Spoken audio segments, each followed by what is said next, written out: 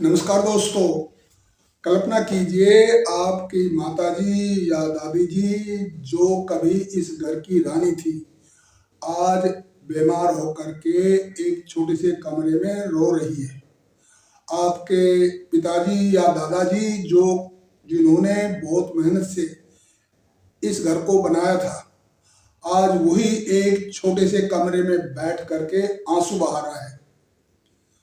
दूसरा, हमें यह भी सुनने मिलता है कि ना कोई अपना, ना कोई सपना, राम नाम जपना, उम्र हो गई है अब क्या करना, दवाई खाते खाते रो रो मरना।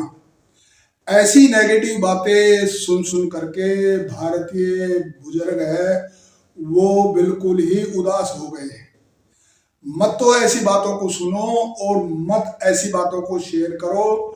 जिंदगी जो अभी हमारे को आखिरी मौका मिला है बुढ़ापे के अंदर, तो ये उत्सव मनाने के लिए है, गाना गाने के लिए है, नाचने के लिए है। इसको जी भर करके जीवो। अभी मैं आपको उदाहरण देता हूँ। आपने मीराबाई का नाम सुना होगा। वो जब तक जी गीत गाती रही, नाचती रही। आपने लता मंगेशकर जी जो 92 की उम्र में उनका देहांत हुआ था, वो 87-88 वर्ष तक गाती रही। वर्तमान में भारत का प्रधानमंत्री माननीय नरेंद्र मोदी जी 75 वर्ष की उम्र के अंदर 18-18 घंटे काम कर रहा है। एक एक दिन के अंदर 5-5 पब्लिक मीटिंग को एड्रेस कर रहा है, एक एक घंटे तक बोलता है।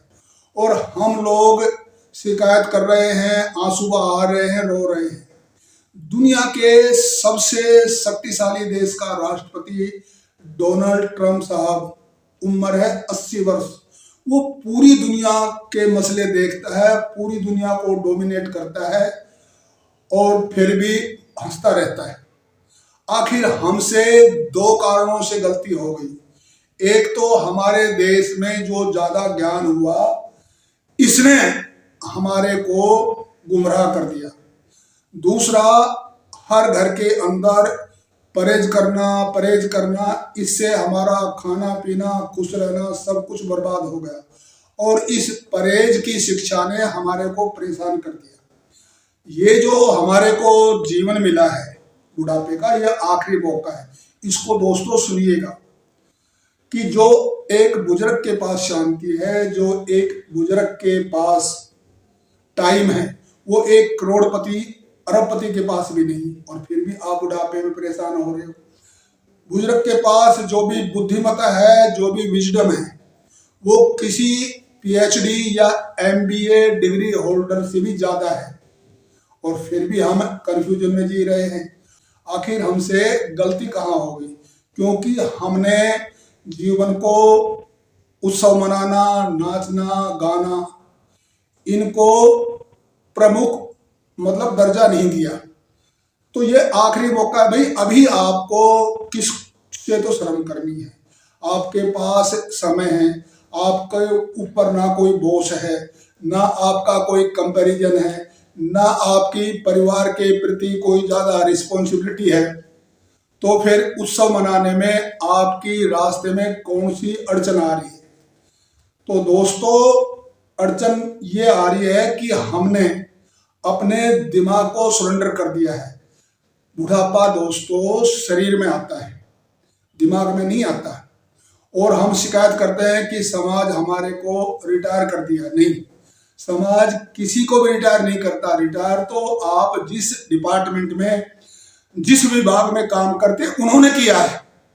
समाज तो रिटायर नहीं करता, समाज तो रिप्लेस करता है।